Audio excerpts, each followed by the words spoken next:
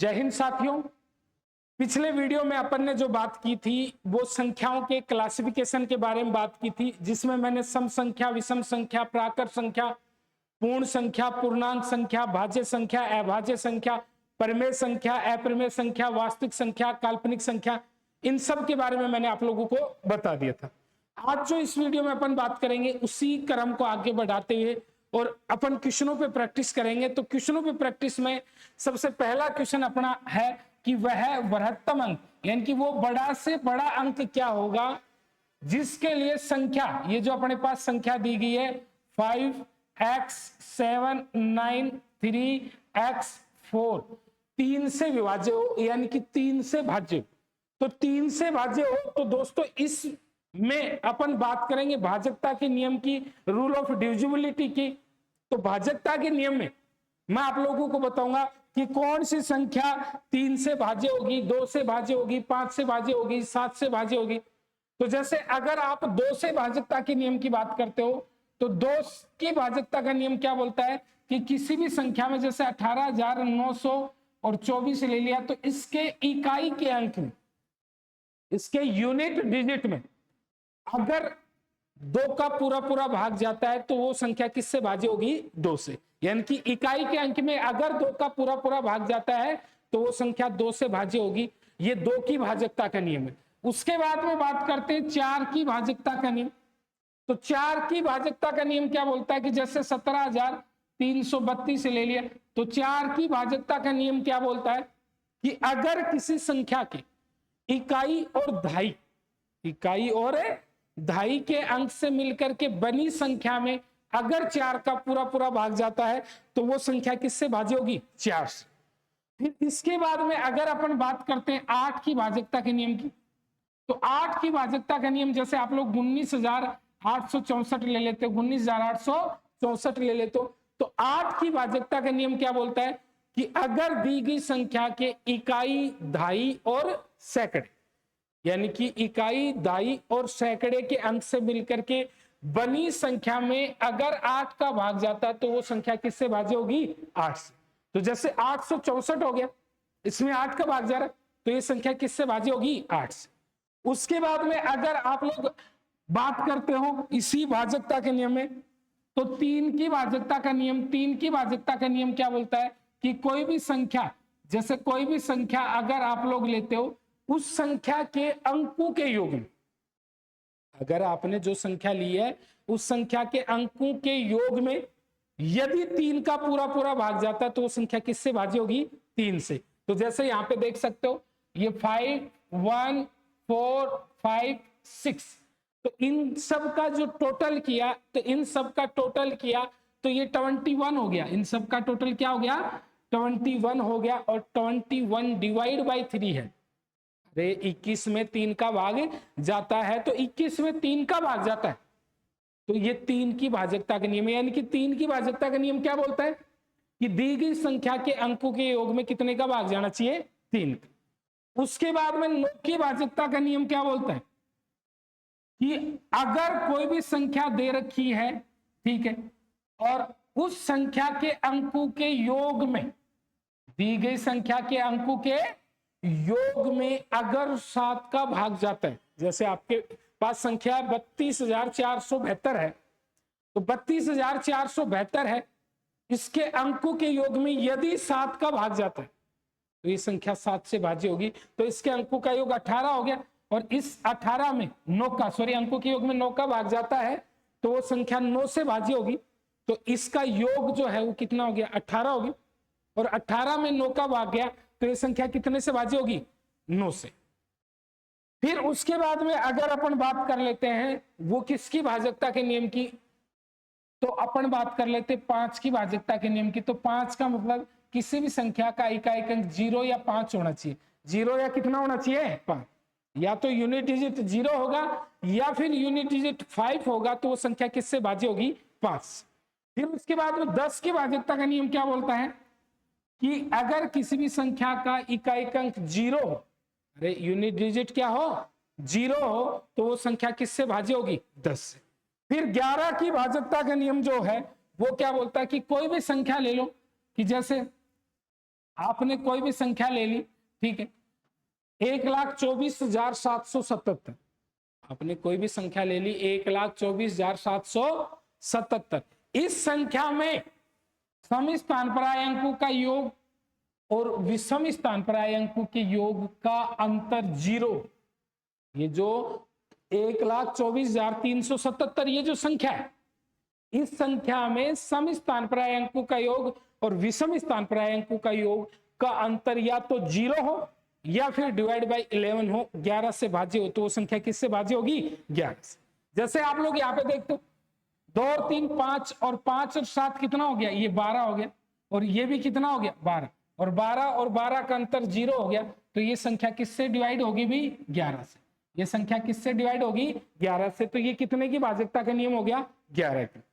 तो दोस्तों यहाँ पे जो मैंने आप लोगों को बताया वो सबसे पहले 2 की भाजकता के नियम के बारे में बताया कि दी गई संख्या के सम स्थान पर आए या दी गई संख्या के इकाई के अंक में अगर 2 का भाग जाता तो संख्या 2 से भाज्य होगी। अगर इकाई और दहाई के अंक से मिलकर के बनी संख्या में 4 का भाग जाता तो 4 से भाज्य होगी। और फिर 8 की भाजकता का मैंने बताया था कि दी गई संख्या में इकाई, दहाई और सैकड़े के अंक से मिलकर के बनी संख्या में 8 का भाग जाता तो वो संख्या किससे भाज्य होगी? 8 से। उसके बाद में मैंने बताया था 3 की भाजकता का नियम, अंकों के योग में 3 का भाग जाना चाहिए। और 9 की भाजकता का नियम क्या है? अंकों के योग में 9 का भाग जाना चाहिए। फिर उसके बाद में मैंने बताया आपको कि 5 की भाजकता का नियम, इकाई का अंक 0 या 5 होना चाहिए। और उसके बाद में मैंने बताया 10 की भाजकता का नियम, यानी कि इकाई का अंक 0 होना चाहिए। फिर 11 की भाजकता का नियम मैंने क्या बताया कि कोई भी संख्या दे रखी उसके सम स्थान प्राय अंकों का योग और विषम स्थान प्राय अंकों के योग में का अंतर है ना, डिफरेंस है, वो या तो 0 होना चाहिए या फिर 11 से पूर्णतः विभाजित होना चाहिए। तो वो संख्या 11 से पूर्णतः विभाजित होगी। ये भाजकता के नियम है। तो अब अपन क्वेश्चन पे आते हैं अपने पे। तो अपना क्वेश्चन जो था वो क्वेश्चन क्या था कि 5x793x4 में x का मान क्या ले जिससे यह संख्या किससे भाज्य हो? 3 से। तो 3 की भाजकता का नियम मैंने क्या बताया था कि अंकों के योग में कितने का भाग जाना चाहिए? 3 का। अंकों के योग में कितने का भाग जाना चाहिए? 3 का। तो जैसे 4 और 3 कितना हो गया? 7। 7 और 9 कितना हो गया? 16 हो गया। 16 और 7 कितना हो गया? 23। 16 और 7 कितना हो गया? 23। और 23 और 5 कितना हो गया? 28 हो गया। तो 23 और 5 कितना हो गया? 28 हो गया। तो 23 और 5 28 हो गया। तो इस 28 में, इस 28 में, इस 28 में तो 3 का भाग नहीं जाता। तो 3 का भाग जाता है किस में? 28 के बाद में 32 में जाता है। कितने में जाता है भाई? 32 में जाता है। ठीक है। तो अब यहां से अपन ऑप्शन में देखेंगे, अगर 9 लेते हैं तो भी नहीं बात बढ़ती। अगर अपन 4 लेते हैं तो 4 और 4 कितने हो गए? 8 हो गए। और 28 में अगर आप 8 जोड़ देते हो तो इसका 28 और 8 कितने हो गए? 36 हो गए। अरे 28 और 8 कितने हो गए? 36। क्योंकि 8 क्यों जोड़ा? क्योंकि यहाँ पे x कितने टाइम है? 2 टाइम। अरे x कितनी बार है? 2 बार है। और 2 बार x होने के कारण इस 28 में कितना जोड़ दिया? 8। और 28 में 8 जोड़ दिया तब ये कितना हो गया? 32, ये 36 हो गया। और 36 में अपने पास 3 का पूरा पूरा भाग चला गया।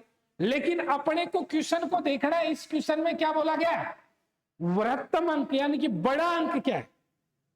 तो बड़ा अंक अगर अपन 7 लेते हैं तो 28 और 7 और 7 14 हो गया। तो 28 और 14 कितना हो गया? 42। 28 और 14 कितना हो गया? 42। 28 और 14 42 हो गया। तो 42 में भी 3 का भाग जाता है। तो अपना आंसर 4 नहीं होकर के कितना होगा? 7 होगा। अपना आंसर 4 नहीं होकर के कितना होगा? 7। क्योंकि 4 की स्थिति में 3 का भाग जा रहा है और 7 की स्थिति में 3 का भाग जा रहा है। लेकिन यहाँ पे लार्जेस्ट डिजिट पूछा है, बड़े से बड़ा डिजिट पूछा है। तो बड़े से बड़ा डिजिट क्या होगा? 7 होगा। तो साथियों बड़े से बड़ा डिजिट कितना होगा? 7।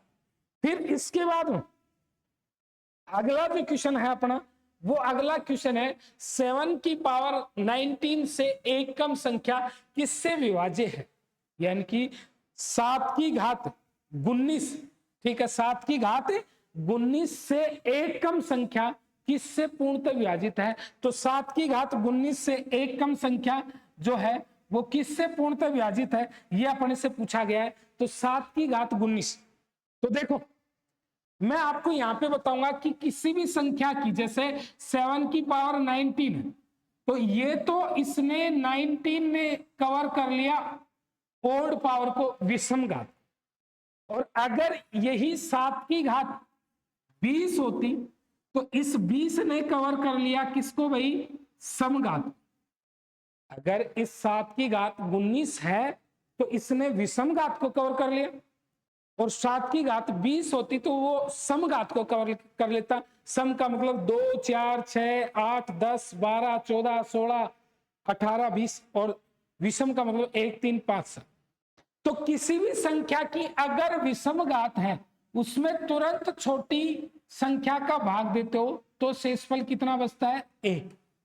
यानी कि तुरंत छोटी का मतलब 7 की घात विषम है, और उस स्थिति में अगर 6 का भाग देते हो तो शेषफल जो रिमाइंडर है वो कितना बचता है, 1। और अगर तुरंत बड़ी संख्या का भाग देते हो तो शेषफल वही बचता है जिसकी क्या है, घात है। यानी कि अगर 7 की घात 19 में अगर 8 का भाग देते हो, यदि 8 का भाग देते हो तो शेषफल वही बचता है जिसकी घात है, यानी कि 7 का स। ये तो सम, ये विषम में। और समघात में चाहे तुरंत छोटी का दो तो भी शेषफल 1 बचेगा, और चाहे तुरंत बड़ी का दो तो भी शेषफल 1 बचेगा। यानी कि मैं आपको यहाँ पे जो समझाना चाह रहा हूं वो बात क्या है कि किसी भी संख्या की विषम घात में तुरंत छोटी संख्या का भाग दोगे तो शेषफल 1 बचेगा, और तुरंत बड़ी संख्या का भाग दोगे तो शेषफल वही संख्या बचेगी जिसकी पावर है, जिसकी घात। और यदि समघात हो तो चाहे तुरंत छोटी का दो और चाहे तुरंत बड़ी का दो। समघात है तो चाहे तुरंत छोटी का दो और चाहे तुरंत बड़ी का दो, प्रत्येक स्थिति में शेषफल क्या बचेगा, 1। अब अपना जो क्वेश्चन है वो 7 की घात 19 से 1 कम, यानी कि 7 की घात 19 से 1 कम, यानी कि 7 की पावर 19 माइनस 1, 7 की पावर 19 माइनस 1, एक कम संख्या किससे विभाज्य होगी। यानी कि ये जो ऑप्शन दे रखे ये इनमें से किससे विभाज्य होगी, तो इसका मतलब विषम घात। यहां पे क्या हो गया, विषम घात। और विषम घात में तुरंत छोटी संख्या का भाग दोगे तो शेषफल कितना बचेगा, 1। और वो 1 शेषफल बचेगा, वो 1 कम तो बता ही रखा है। तो इसका मतलब ये किससे पूर्णतः विभाजित होगी, 6 से। अरे कितने से पूर्णतः विभाजित होगी, 6 से। तो 7 की घात 19 से 1 कम संख्या किससे पूर्णतः विभाजित होगी, तो वो कितने से पूर्णतः विभाजित होगी, 6 से। तो इसमें आपको ध्यान में रखना है कि किसी भी संख्या की विषम घात में उससे तुरंत बड़ी संख्या का भाग दोगे, शेषफल वही संख्या बचेगी, बाकी प्रत्येक स्थिति में शेषफल कितना बचेगा, 1। इसके बाद में अगले जो क्वेश्चन की अपन बात करते हैं, तो अगला क्वेश्चन है वो क्वेश्चन एक अनुक्रम दिया गया, एक सीरीज दी गई, एक श्रेणी दी गई है। तो उस सीरीज में, उस अनुक्रम में, और अपने को यह पूछ लिया गया कि 50 पदों का योग कितना होगा, टोटल ऑफ 50 स्टेप्स। तो 50 पदों का योग कितना होगा, तो साथियों यहाँ पे 3 और 2 5। देखो 3 पदों का अगर अपन जोड़ देखते हैं, तो 3 पदों का अगर अपन जोड़ देखते हैं तो देखो इस क्वेश्चन में क्या है, 3 पदों का यदि आप जोड़ देखते हो तो 3 पदों का जोड़ देखते हो तो ये 0 हो जाता है कि नहीं हो जाता भाई। 3 और 2 5 होगी, और 5 में से 5 घटाए तो कितना आ गया, 0। अरे 3 और 2 5 हो गए, 5 में से 5 घटाए तो 0 हो गया। तो यहाँ पे पद कितने पूछे हैं, 50। कितने पूछे हैं, 50। तो 50 पद पूछे हैं, तो 50 पदों का योग कितना होगा ये चीज देखनी है। तो साथियों हर 3 पदों के बाद में योग 0 होता है, तो 48 पदों का योग तो कितना हो गया, 0 हो गया। 48 पदों का 48 जो स्टेप्स हैं उनका टोटल तो कितना हो गया, 0 हो गया। अब उसके बाद 49वां पद क्या होगा, 3, भाई रिपीट होगा 3, और फिर 50वां पद क्या होगा, 2। तो 3 + 2 यानी कि कितना हो गया रे, 5। 3 + 2 कितना हो गया, 5। तो 3 और 2 दोनों को जोड़ा तो कितना हो गया, 5। तो इस अनुक्रम में 50 पदों का योग कितना होगा, 5 जो कि अपना विकल्प कौन सा है, ए विकल्प है। अपना विकल्प कौन सा है, ए विकल्प। तो इस अनुक्रम के 50 पदों का योग कितना होगा, 5। वो क्यों हुआ, क्योंकि 48 का तो 0 हो गया, क्योंकि हर 3 पदों का योग क्या हो रहा है, 0। तो 48 का 0 हो गया, तो फिर 49 पद 3 है और 50 पद 2, 3 और 2 कितना हो गया। इसके बाद में साथियों अगला जो क्वेश्चन है वो क्वेश्चन क्या है, 1 2 3 और 100 इसका जोड़ कितना होगा। तो इसका मतलब अपने पास क्वेश्चन क्या है, 1 2 3 एंड 100 इसका जोड़ क्या होगा। तो साथियों लगातार प्राकृत संख्या हो, सम संख्या हो, विषम संख्या हो, किसी एक संख्या से भाज्य संख्या हो, उन सब का जोड़ के लिए, उन सब के जोड़ के लिए मैं आपको क्या बताऊं कि कभी भी इनका जोड़ निकालना हो तो किसी भी फॉर्मूले का इस्तेमाल नहीं करना। जैसे लगातार n प्राकृत संख्याओं के योग का formula n into n plus 1 बटे 2, n सम संख्याओं का योग का formula n into n plus 1, n विषम संख्याओं के योग का फॉर्मूला n स्क्वायर। ये सब फॉर्मूले अपने को नहीं इस्तेमाल करना। अपने को देखना है, करना क्या है कि कभी भी टोटल निकालना हो तो पहली संख्या और आखिरी संख्या दोनों को जोड़ के कितने का भाग दे दो, 2 का।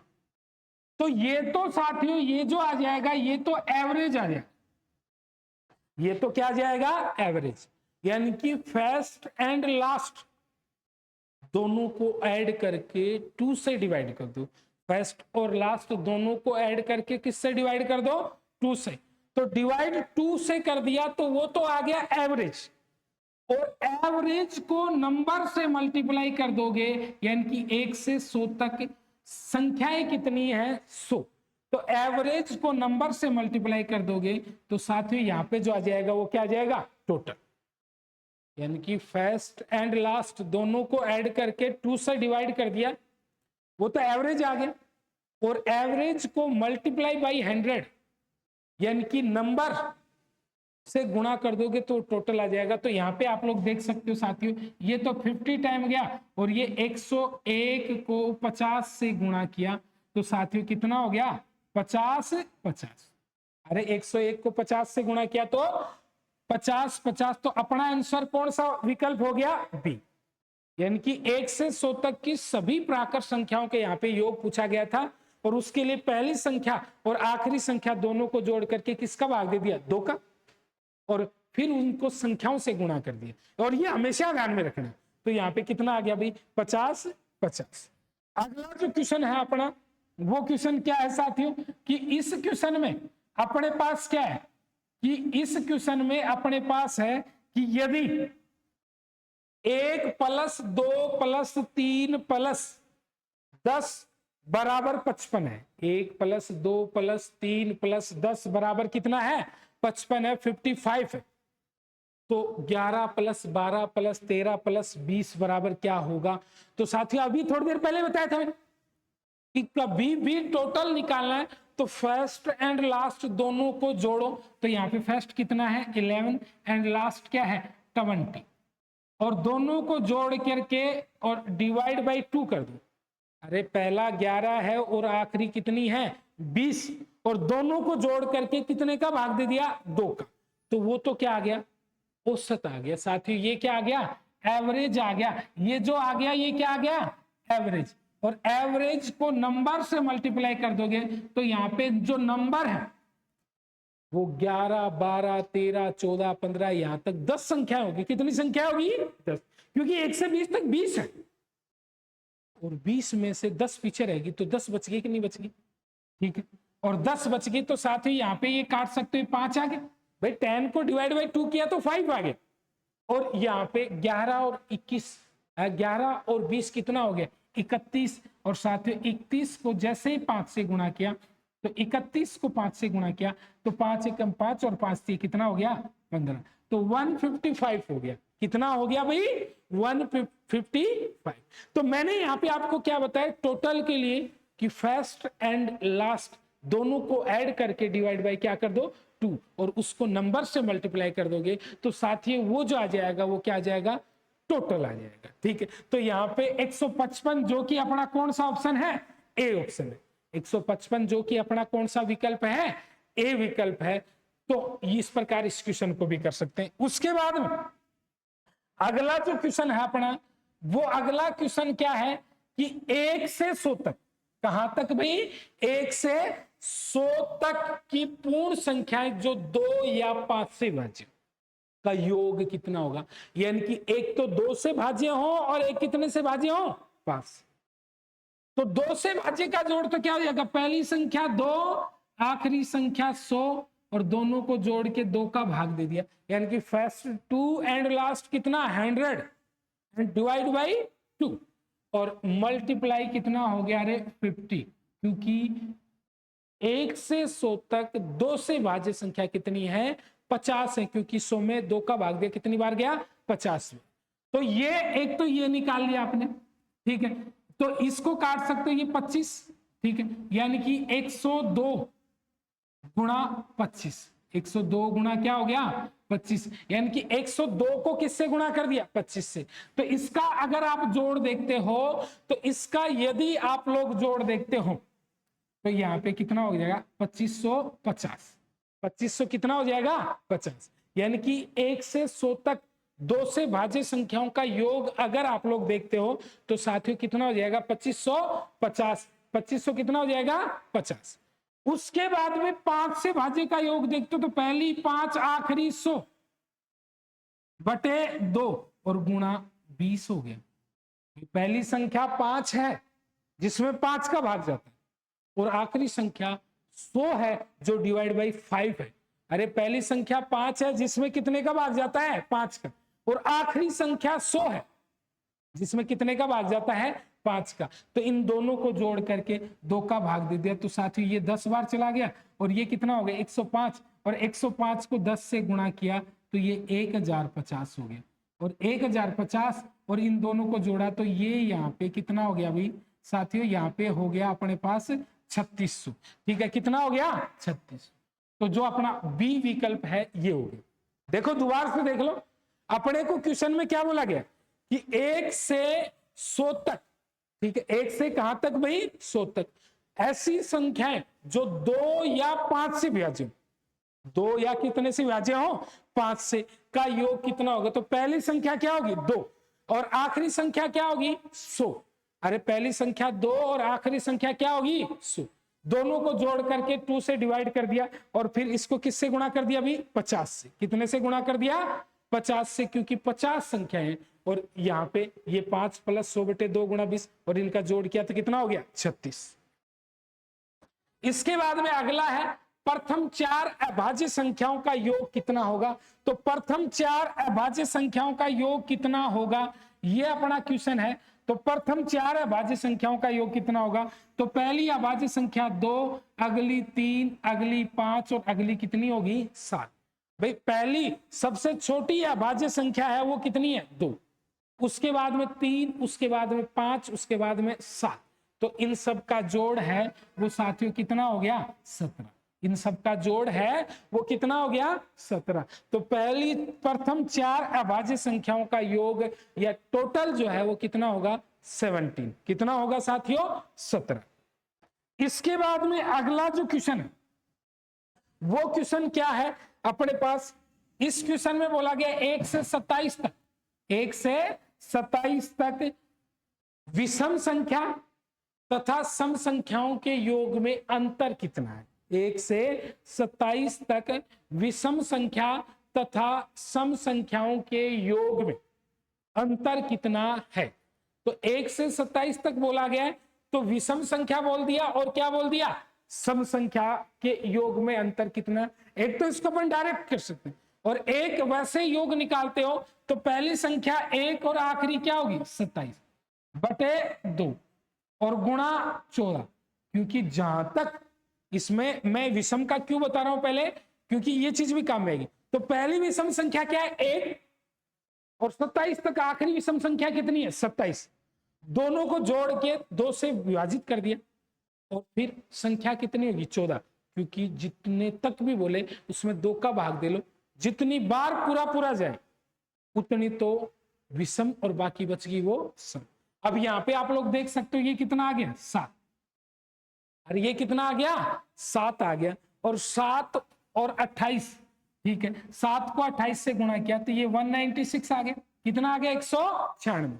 अरे 7 को 28 से गुणा किया तो कितना आ गया 196। ठीक है, फिर उसके बाद अगर सम का चाहिए तो पहली दो आखिरी कितनी होगी 26, और बटे कितना हो गया, अरे 2 बटे कितना हो गया 2, और गुणा क्या हो गया यहाँ पे 13 हो गया। ठीक है, यहाँ पे कितना हो गया 13, तो इसका मतलब ये कितना हो गया 14। ठीक है, अरे ये कितना हो गया 14 हो गया, और ये 14 हो गया तो ये कितना हो गया 182 हो गया 182। अरे 13 को 14 से गुणा किया तो कितना हो गया 182, और 196 और 182 के बीच में कितने का अंतर है 14 का। अरे 196 और 182 के बीच में कितने का अंतर है 14। एक तो ऐसे कर सकते हो, एक आप डायरेक्ट कर सकते हो कि जितनी सम संख्याएं हैं या जितनी विषम संख्याएं हैं उतने का ही डिफरेंस होगा। जैसे 1 से 5 तक 2 विषम है, और 1 से 5 तक बोले तो 3 विषम है और 2 सम है, तो 1 से 5 तक की सभी संख्याओं को, विषम संख्याओं को और सम संख्याओं को जोड़ने पर उनका अंतर कितना आएगा, तो उनका जो अंतर है वो कितना आएगा 3। तो यानी कि जितनी विषम संख्याएं हो उतना ही अंतर आएगा, ये डायरेक्ट भी कर सकते हो। तो ये अपना आंसर क्या आ जाएगा 14, यानी कि कितना आ जाएगा भाई 14। ठीक है, तो अपना आंसर आ जाएगा 14। तो क्वेश्चन में बोल दिया गया कि 1 से 27 तक विषम संख्याएं तथा सम संख्याओं का योग करने पर उनका अंतर है वो कितना आएगा 14। इसके बाद में अगला जो क्वेश्चन है वो क्वेश्चन क्या है कि ये जो संख्याएं दे रखी इन संख्याओं में से ऋण संख्या यानी कि अभाज्य संख्या कौन सी है। तो अभाज्य संख्या का पता लगाने के लिए मैंने पिछले वीडियो में बताया था आपको कि कौन सी संख्या अभाज्य है। इसके लिए मैंने आपको बताया था कि इसके नजदीक का वर्ग देखो, इसके भी नजदीक का वर्ग देखो, इसके भी नजदीक का वर्ग देखो, इसके भी नजदीक का वर्ग देखो, और नजदीक का वर्ग जैसे इसके नजदीक का वर्ग देख रहे हैं 13 का, ठीक है, यहाँ पे 11 का हो गया, इसके नजदीक का वर्ग 15 का हो गया, ठीक है, इसके नजदीक का वर्ग 17 का हो गया, ठीक है, 18 का भी 324 हो गया, इसके नजदीक का वर्ग उससे छोटी, जिसके नजदीक का जो वर्ग है उससे छोटी सभी अभाज्य संख्याओं का भाग देकर के देख लेना। तो इसमें जैसे 2 का भाग दिया नहीं गया, 2 के बाद में 3 का भी नहीं गया, अरे इस संख्या में 2 का भाग दिया नहीं गया, 3 का भी नहीं गया, फिर उसके बाद में 5 का भी नहीं गया, 7 का भी नहीं गया, फिर 7 के बाद में आगे जो अपन ने इसमें 11 का भाग दिया तो साथ ही यहाँ पे 11 का चला जाता है, 11 एकम 11 और 11 7 77। तो ये जो 187 है ये अभाज्य नहीं। अगला 119 में जैसे 2 का देते हैं नहीं जाता, 2 का नहीं जाता है, 3 का भी नहीं जाता है, ठीक है, उसके बाद में 5 का भी नहीं जाता है, लेकिन 7 का देते हैं तो 7 का भाग चला जाता है, तो ये भी अभाज्य संख्या नहीं है। इसमें 7 का चला गया, इसमें 11 का। फिर अगला जो 247, इसमें 2 का दिया नहीं गया, फिर 3 का भाग दिया नहीं गया, फिर 5 का दिया नहीं गया, फिर 7 का दिया, यहाँ पे 7 का भाग देते हैं तो 7 का भी नहीं जाता है। 7 के बाद में यहाँ पे 11 का भाग दिया वो भी नहीं गया, 11 के बाद में 13 का भाग दिया तो इसका मतलब 13, 13 का भाग दिया तो 13 का भाग देते हैं तो 13 एकम 13 हो गया, बच गया 11, 111 बच गया, 13 एकम 13 हो गया, बच गया 11, 117 हो गया, तो 13 नाम 117 हो गया कि नहीं हो गया। तो ये संख्या कितने से भाज्य होगी भाई 13 से। अरे कितने से भाज्य होगी 13 से। इसके बाद में अगली जो संख्या देखते हैं 331, इसमें न तो 2 का जा रहा, न 3 का जा रहा, न 5 का जा रहा, न 7 का जा रहा, ठीक है, 11 का भी नहीं जा रहा और 13 का भी नहीं जा रहा। तो इन संख्याओं में ऋण संख्या कौन सी है, तो वो 331।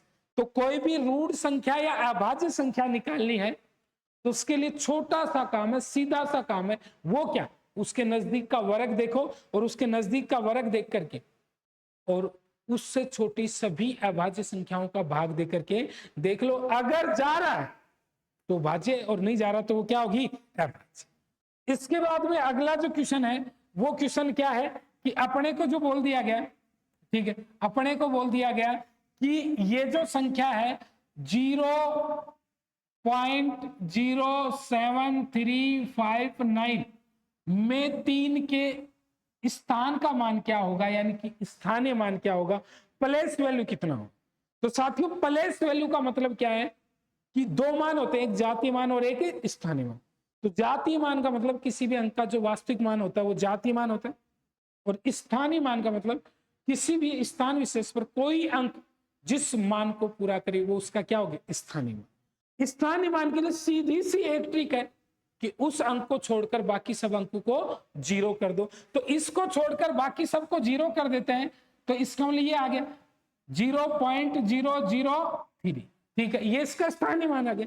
और इसको अगर इसके पदों में लिखें तो 3/1000 हो गया कि नहीं हो गया, 3 अंक बाद में पॉइंट है, तो 3/1000 जो कि अपना कौन सा ऑप्शन हो गया, सी। तो स्थानीय मान का मतलब किसी भी स्थान विशेष पर किसी अंक का जो मान होता है वो उसका क्या हो गया, स्थानीय। अगला जो क्वेश्चन है अपना, वो क्वेश्चन अपने को क्या बोला गया है कि इस क्वेश्चन में अपने को बोला गया है कि 1 2 3, ठीक है, डॉट डॉट 49 + 50, और फिर उसके बाद में 49 48 और +3 + 2 1, इनका मान क्या होगा। यानी कि 1 से 50 और फिर 49 से वापस 1, इसमें 49 2 टाइम आए ना, 1 से 49 एक बार और 1 से 49 एक बार। तो पहली संख्या 1 मैंने आपको बता रखा टोटल के लिए कि फर्स्ट और लास्ट दोनों को ऐड करके किससे डिवाइड कर दो, 2 से, दोनों को जोड़ करके 2 से डिवाइड कर दो, और फिर उसको जितनी संख्या है उससे गुणा कर दो। तो यहाँ पे क्या है, ये 49 संख्या है, क्योंकि 1 से 49 तक प्राकृत संख्या कितनी है, 49, और ये कितने टाइम है, 2 बार, और फिर इसमें कितना और जोड़ दो, 50, क्योंकि ये एक्स्ट्रा 50 है। अब इसको ये 2 से तो 2 कट गए, तो ये क्या हो गया, 50 × 49 और प्लस ये एक 50 को लिख लेंगे, तो इसका मतलब 50 बार ही आ गया। अरे 50 जो है वो 50 बार आ गया, और 50 को 50 से गुणा किया तो साथ ही यहाँ पे कितना आ जाएगा, 2500 आ जाएगा। कितना आ जाएगा, 2500। तो मैंने पीछे भी बताया, पीछे के क्वेश्चनों में बताया कि कभी भी अगर योग निकालना, तो योग निकालना हो तो पहली संख्या और आखिरी संख्या दोनों को जोड़ करके 2 का भाग दे दो, और जितनी भी संख्या उससे गुणा कर दो, वो योग आ जाएगा।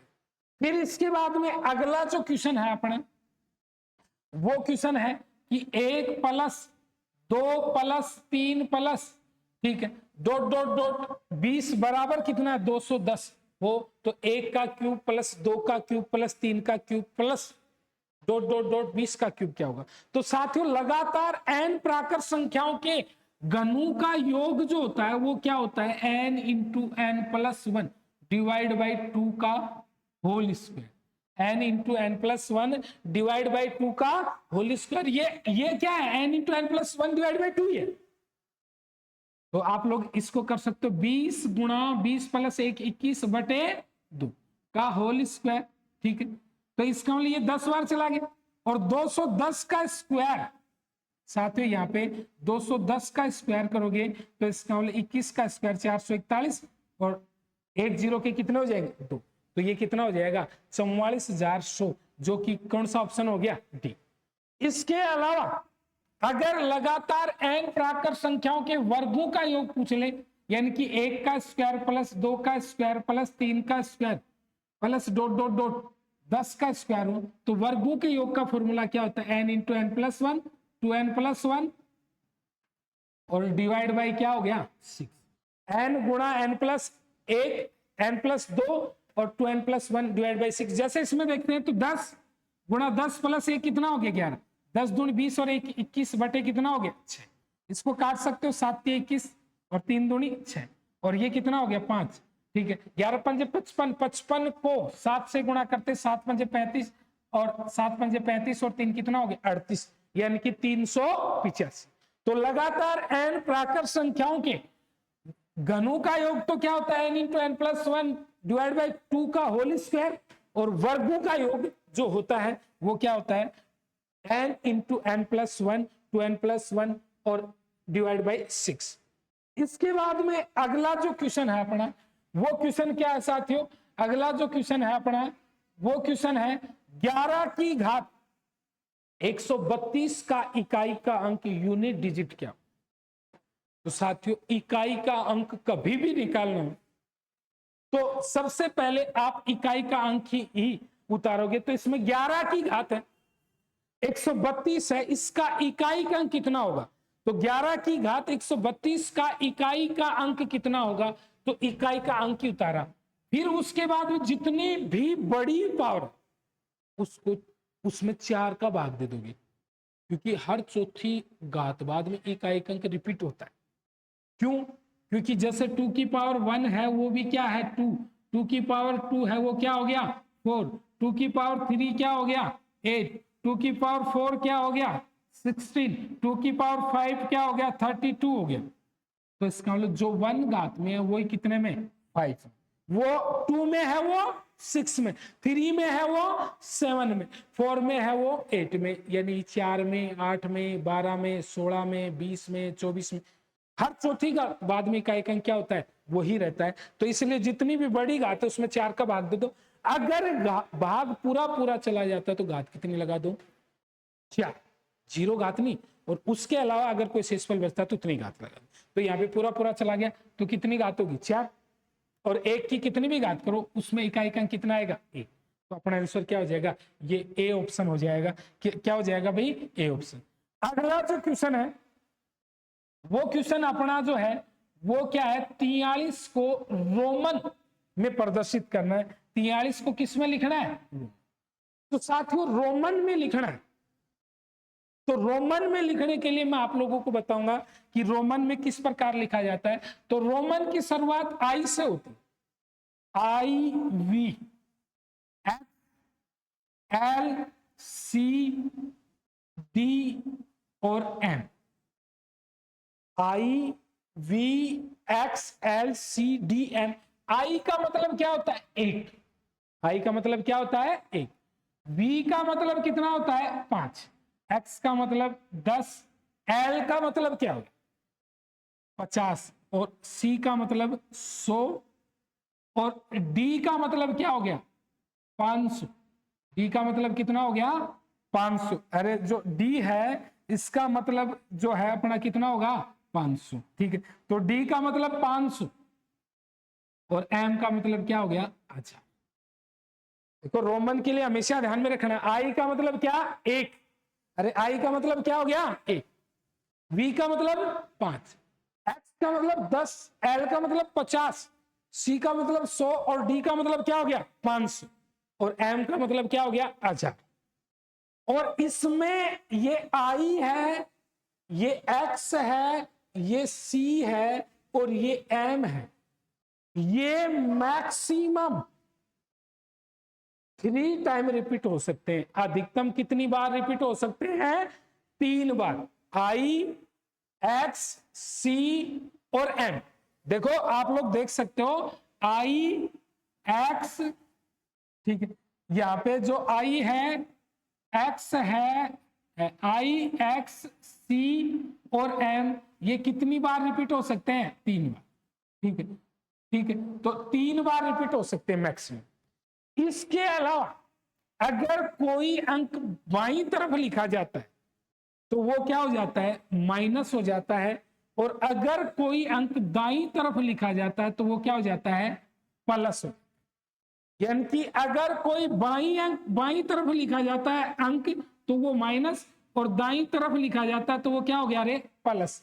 यानी कि बाईं साइड में लिखा जाता है तो माइनस, और दाईं साइड में अगर लिखा जाता है तो वो क्या हो जाता है प्लस। इसके अलावा अगर किसी के ऊपर इस प्रकार से रेखा खींच देते हो, बार कर देते हो, रेखा खींच देते हो, तो वो 1000 गुना हो जाता है। जैसे ये 5 है, इस साइड में लिख दिया 6 हो गया, कितना हो गया 6। भाई ये 5 है, इस साइड में लिख दिया तो कितना हो गया 6, और ये 5 है, इस साइड में लिख दिया तो कितना हो गया 4, ठीक है, इस साइड में लिख दिया तो कितना हो गया 4। तो ये 5 का 6 हो गया और ये 5 का कितना हो गया 4। यानी कि अगर कोई भी रेखा खींच दी जाती है तो वो कितना गुना हो जाता है 1000 गुना, ठीक है। यदि कोई भी रेखा खींच दी जाती है तो वो कितना गुना हो जाता है 1000, ठीक है। अब ये 4 हो गया, ये 6 हो गया, तो जैसे ये 6 है तो इसके ऊपर इस प्रकार से रेखा खींच दी तो ये 6000 हो गया कि नहीं हो गया। भाई ये 6 है और इस प्रकार से रेखा खींच दी तो ये कितना हो गया 6000 हो गया। तो इसमें रोमन में आपके ध्यान में रखने लायक बात क्या है कि आई का मतलब 1, वी का मतलब 5, एक्स का मतलब 10, एल का मतलब 50, सी का मतलब 100, डी का मतलब 500 और एम का मतलब क्या हो गया 1000। ठीक है, अब जैसे मान लो आपको, ठीक है, आपको 18,000 लिखना हो, कितना लिखना हो 18,000, तो साथियों ये कितना हो गया 10, 10 और 5 15, 16 17 और 18। मैंने क्या बताया था, दाईं साइड में लिखा हुआ बढ़ता है और इसको 18,000 करना है, तो ये 18,000 हो गया। एक तो ऐसे लिख सकते हैं और एक इसको ये लिख सकते हैं, ये 10 और 10 कितना हो गया 20। भाई 10 और 10 कितना हो गया 20, और इसमें से 2 घटा दिया। भाई ये बाईं साइड में लिख दिया तो ये 2 घटा दिया, तो 2 घटा दिया तो 10 और 10 20, और 20 में से 2 घटाए तो 18 आ गया। अरे कितना आ गया 18, तो इसके ऊपर भी लाइन खींच दी तो 18,000 हो गया। तो अब अपने क्वेश्चन पे आते हैं। तो अपना जो क्वेश्चन है वो क्वेश्चन क्या है कि अपने जो क्वेश्चन में था वो क्या था कि भाई जैसे अपने को बोल दिया गया था कि 43 को रोमन में लिखना, 43 को, तो साथियों 43 को रोमन में लिखना है तो एक तो ये लिख सकते हो 10 10 20 और 10 30। ठीक है, 10 10 20 और 10 30, लेकिन ये मैक्सिमम कितनी बार लिखा जा सकता है 3 बार। अरे मैक्सिमम कितनी बार लिखा जा सकता है 3 बार। चौथी बार एक्स नहीं आएगा, जैसे ये चौथी बार इसमें एक्स आ रहा ना तो ये गलत हो गया। आई वी एक्स और सी और एम मैक्सिमम कितनी बार लिखे जा सकते हैं 3 बार। तो ये क्या हो गया एल, एल का मतलब क्या हो गया 50, और 50 हो गया, एल का मतलब क्या हो गया 50 हो गया, यहाँ पे एल का मतलब क्या हो गया 50, और 50 में से आप लोग, ठीक है, ये 10 घटा दिए तो 50 में से 10 घटा दिए कितने आ गए 40, और फिर 41 42 और 43। साथियों एल का मतलब 50 हो गया, एल का मतलब कितना हो गया 50, और 50 में से 10 घटा दी, एक्स जो बाई साइड में लिखा जाता है वो क्या होता है घटता है, और फिर उसमें 3 और बैठाने, तो ये तो 40 हो गया था, फिर ये 41 ये 42 और ये 43। तो इस प्रकार से इसको रोमन में लिख देंगे तो ये कितना हो गया 43 हो गया, ये कितना हो गया 43। तो रोमन में लिखने के लिए एक ही बात है, आई 1 वी 5 एक्स 10, ठीक है, एल 50 सी 100 डी 500 और एम कितना 1000। बाई साइड में जो भी लिखा जाता है वो घटता है और दाई साइड में जो भी लिखा जाता है वो बढ़ता है। इसके अलावा आई वी एक्स सी और एम ये मैक्सिमम कितनी टाइम रिपीट हो सकते हैं 3 बार। ठीक है, इसके अलावा अगर किसी पे लाइन खींच दी जाए ऊपर तो कितना गुना हो जाता है 1000 गुना। तो ये रोमन में कन्वर्जन होगी। इसके बाद में अगला जो क्वेश्चन है अपना वो क्वेश्चन है प्रथम एक्स प्राकृत संख्याओं का, ठीक है, माध्य कितना होगा। ठीक है, प्रथम एक्स प्राकृत संख्याओं का माध्य कितना होगा। तो माध्य के लिए और औसत वर्ड और माध्य एक ही वर्ड है, एवरेज और माध्य जो है वो एक ही है, और माध्य के लिए मैंने क्या बताया था पहली और आखिरी दोनों को जोड़ के कितने का भाग दे दो 2 का, वो क्या आ जाएगा औसत, यानी कि फर्स्ट और लास्ट दोनों को ऐड करके डिवाइड बाई 2 कर दो, वो क्या आ जाएगा एवरेज आ जाएगा। तो पहली संख्या है 1 है, आखिरी x है, दोनों को जोड़ के 2 का भाग दे दिया तो x प्लस 1/2, ये प्रथम x प्राकृत संख्याओं का क्या हो गया माध्य हो गया। तो औसत या माध्य के लिए अगर जहां पे डिफरेंस सार्वंतर समान हो तो पहली और आखिरी दोनों को जोड़ करके कितने का भाग दे दो 2 का। फिर उसके बाद में अगला जो क्वेश्चन है वो अगला क्वेश्चन जो है वो अपना क्या है, ठीक है, कि 17 की पावर 99 1990 11 की पावर 1990। तो ये जो है किसी भी संख्या की बड़ी से बड़ी घात दे दी जाए और उसमें इकाई का अंक पूछ लिया जाए। कई बार कई बुक वाले क्या होते हैं इकाई के अंक की बजाय यहाँ पे इसका मान पूछ लेते हैं, और उसमें सेम कहानी वो जो टीवी सीरियल में नहीं होती कि भाई कोई भी नाटक के बीच में उसके गर्दन के तलवार लगा के खड़ी कर देंगे कोई भी नाटक करके, और फिर अगला जो नाटक देखने वाला दर्शक है जो औरतें वगैरह जो नाटक देखती है तो उनके दिमाग में अगले दिन तक क्यूरियोसिटी रहेगी कि उसको मारा है या छोड़ा है। ठीक है, तो वही कहानी इसमें कई किताब वाले कर देते हैं। कि इसका मान पूछ ले तो इसका मान नहीं निकाल सकते, इसका इकाई का अंक निकाल सकते हैं। और इकाई के अंक के लिए 3 काम करना है। पहला काम इकाई का अंक होता है। इसका इकाई का अंक कितना है 7, इसका इकाई का अंक 1 है और इसका इकाई का अंक क्या है 7। पहला काम 3 काम करने, पहला काम इकाई का अंक उतर, दूसरा काम जो चिन्ह है प्लस माइनस, बाकी प्लस माइनस गुणा, जो भी चिन्ह है वो चिन्ह उतारोगे। तो यहाँ पे चिन्ह क्या है प्लस है और क्या है माइनस, तो जो भी चिन्ह है वो चिन्ह उतारोगे। दूसरा काम, अरे दूसरा काम क्या हो गया, जो चिन्ह है वो चिन्ह उतारोगे। फिर तीसरा काम, तीसरा जो काम है वो क्या है, तीसरा काम जो है वो क्या है कि जितनी भी बड़ी घात है उसमें कितने का भाग दे दोगे 4 का, और 4 का भाग देने के बाद में जितना शेषफल बचता है, जितना शेषफल बचता है उतनी घात लगा। वो क्यों लगाएंगे, क्योंकि हर चौथी घात बाद में इकाई का अंक रिपीट होता है। ये मैंने पीछे वाले क्वेश्चन में बताया था। 2 की घात 1, 2, 2 की घात 2, 4, 2 की घात 3, 8, 2 की घात 4, 16 और 2 की घात 5 का मतलब 32। 1 में भी वो 5 में भी वो। 2 की घात 6 का मतलब 64, 2 में वो 6 में भी, 2 की घात 7 का मतलब 128, 3 में भी वही 7 में भी, और 2 की घात 8 का मतलब 256। ठीक है, वही 4 में वही 8। फिर जितनी बड़ी घात इसमें 4 का भाग दी, अरे इसमें कितने का भाग दिया 4 का, तो शेषफल कितना बचा 2। इसमें 4 का भाग दिया शेषफल 2 बचा, इसमें 4 का भाग दिया शेषफल 2 बचा, और इसमें 4 का भाग दिया शेषफल कितना बचा 3। और 4 का भाग देने के लिए पूरी संख्या में 4 का भाग देने की आवश्यकता नहीं है। मैंने भाजकता के नियम बताए हैं, तो भाजकता के नियम में मैंने आपको क्या बताया कि जितनी भी बड़ी घात हो उसमें कितने का भाग दे लो 4 का, और उसके इकाई और दहाई के अंक से मिलकर के बनी संख्या में ही आप लोग भाग दे लो। इकाई और दहाई के अंक से मिलकर के बनी संख्या, इसे 90 में भाग देते हैं, इसमें भी 90 में, इसमें 99, तो इसमें 2, इसमें 2, इसमें 3। 7 की घात 2 किया 49, 9 आ गया, ये कितना आ गया 1, और 7 की घात 3। ठीक है, तो 7 की घात 3 किया तो उसमें कितना आ गया भाई 3 आ गया इकाई का, और कितना आ गया 3। आपको सिर्फ इकाई के अंक से मतलब है। ठीक है, 7 की घात 3 की 343, उसमें इकाई का अंक कितना आ गया 3। अब 9 और 1 10, और 10 में से 3 घटा दिया, 10 में से 3 घटा दिया, तो साथ ही यहाँ पे इकाई का अंक कितना आएगा 7। तो इकाई का अंक निकालने के लिए 3 ही काम करने, पहला इकाई का अंक निकालो लिखो, दूसरा चिन्ह लिखो, और तीसरा जितनी भी बड़ी घात है उसमें कितने का भाग दे लो 4 का, और जितना शेषफल बचता उतनी घात लगा। ठीक है, तो इसमें इकाई का अंक कितना आएगा 7।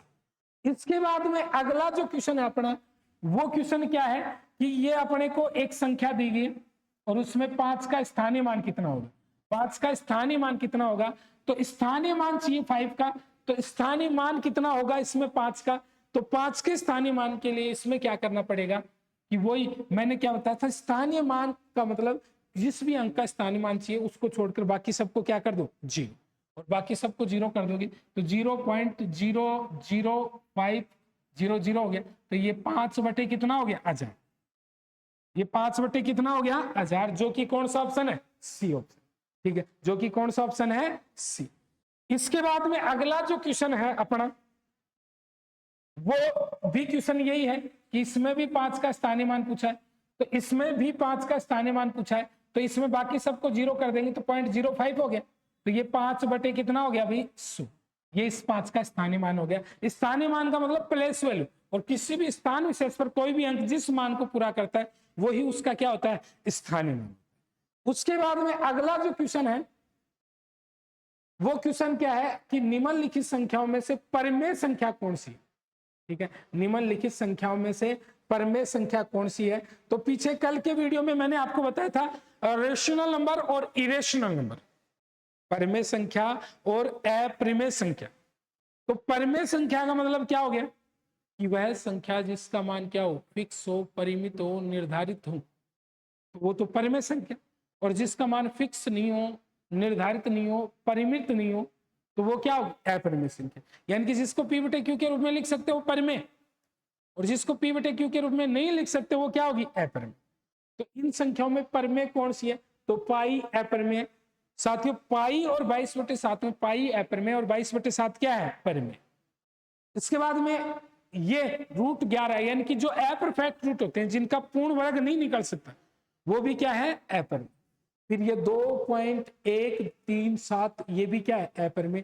तो इनमें से अपना उत्तर क्या आएगा, इनमें से कोई नहीं। अगर 22/7 होता तो अपना आंसर क्या हो जाता 22/7। तो इन संख्याओं में से परिमेय संख्या कौन सी है, तो इनमें से कोई नहीं।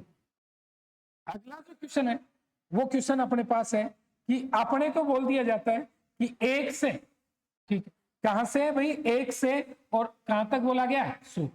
तो 1 से 100 के बीच में कितनी संख्याएं हैं, अपने को क्वेश्चन में पूछ लिया कि यहाँ पे -100 तथा 100 के बीच में कितनी संख्याएं हैं, यानी कि -100 और 100 के बीच में कितनी संख्याएं। तो साथियों कितनी संख्याएं हो जाएंगी, 200 संख्याएं हो जाएंगी। अरे कितनी संख्या हो जाएंगी, 200 संख्या होंगी। -100 से और 100 के बीच में कितनी संख्याएं हैं, तो 200 हो जाएंगी, क्योंकि माइनस का 100 माइनस का 99 98, ठीक है, 1 तक ये कितनी संख्या होगी 100, तो ये होगी और 100 आगे होगी। तो इसका मतलब इस प्रकार से कितनी होंगी 200 संख्याएं होंगी।